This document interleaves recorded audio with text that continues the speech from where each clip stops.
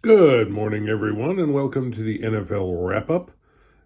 Whether your candidate won or lost yesterday, the one thing we can all agree on is that going into the second half of the NFL, we don't know a whole lot about who's going to win anything. First example, the Buccaneers managed to take the Chiefs to overtime before losing 30-24. The Chiefs do not look, despite being undefeated, they do not look as invincible as they have in the past. It's going to be interesting to see what happens with the Bills in 2 weeks or so, especially with the Bills coming off their bye week. The Vikings also beat the Bills 21-13, and they didn't look as dominant as they have in the past. Now the Lions, Larry St. George, this is for you. They won the rivalry game over the Packers in weather that could only be described as Green Bay when it's not snowing. It was brutal, raw, sleeting rain. But the Packers pulled it out 24-14. They actually managed to throw a few passes in that game, which was truly amazing. That's what makes a NFL quarterback, I guess, is that you can throw the ball in blinding rain and actually have someone catch it. I have trouble playing catch with anything in the blinding rain. In fact, I stay inside during the blinding rain, which is why the Lions have a covered stadium, but they were playing in Green Bay, which is proudly an open stadium. The Rams, who are resurgent and about to get some of their most valuable players back, beat the Seahawks, who are stumbling, rumbling, bumbling, as John Madden would say, 26-20 in overtime. The Seahawks won every stat, the most passing yards, most running yards, et cetera, but a 103-yard interception return isn't counted as official yardage, and that proved to be the deciding score. The Jags made life interesting, despite the fact that they're horrible. They made life interesting for the Eagles, who managed to squeak out a 28-23 win over the Kings of London, I guess you would call them. The Ravens said nevermore to the Broncos, 41-10. I've been waiting to use that one. This was a convincing enough score that we could add the nevermore to it.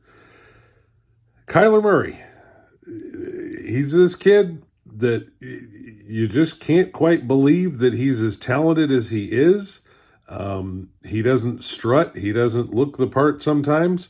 But they the Cardinals stomped all over the Bears 24-9. I'm still not used to Arizona having an NFL team.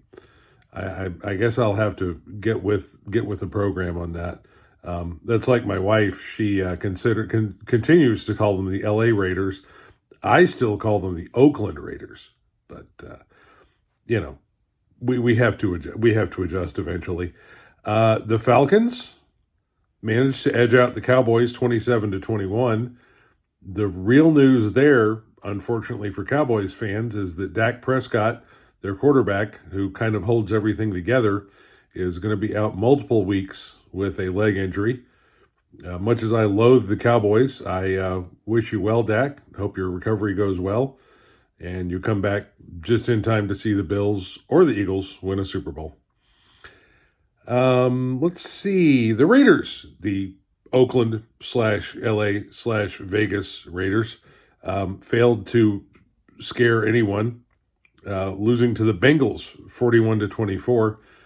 Uncle Rico, Gardner Minshew, currently the quarterback of the Raiders, although it may be someone else next week. Wait a minute, I think I hear my phone ring. No, just kidding. He was 10 of 17 for 124 yards. Not impressive numbers. Joe Burrow, my sister Jill's favorite player because he played for LSU, threw for 5 TDs. So that one goes out to you, Jill, even though she never watches this. The Chargers whopped the Browns 27-10 with perfect hair Justin Herbert leading the charge. I don't know what it is with the hair, but Justin Herbert, he takes off his helmet, and it's like you're on the cover of a romance novel. I'm not sure how that works. I must have some sweat-absorbing stuff up there.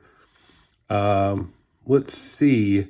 Oh, and Jameis Winston, the latest in the rotating wheel of Browns quarterbacks, let's see, was 1 touchdown and 3 interceptions. Jameis, the number of touchdowns is supposed to be more than the number of interceptions. Ideally, there's supposed to be no interceptions.